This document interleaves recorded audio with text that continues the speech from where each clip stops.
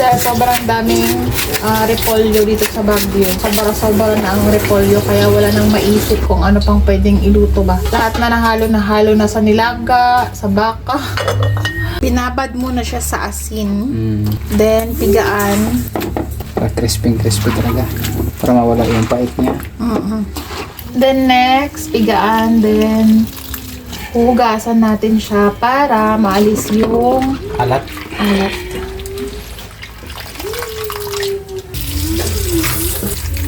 Katapos hugasan, lagay na ang carrots, tsaka ano pang nilagay mo? Luya.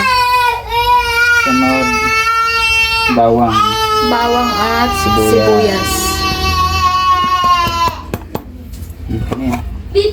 Amoy pickle na. Then mix. Tapos lagay na yun siya sa lagayan na may takip. Lagyan pa ng suka. May suka pa pala, tsaka sugar. Tapos ayan na siya. Yan ang vinegar. Ayan. Sugar. Chanta lang. Then, pakuluan. Then, mag-add tayo ng konting chili. Para may konting kagata. Optional lang yan. Sugar na may suka. And, pakatapos, matunaw, lagay muna lang siya diretso. And, here we go. Okay na to.